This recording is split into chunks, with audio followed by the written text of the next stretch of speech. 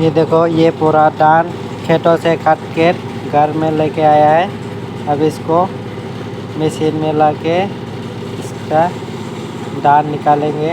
धान की राश अलग करेंगे उसका घास से।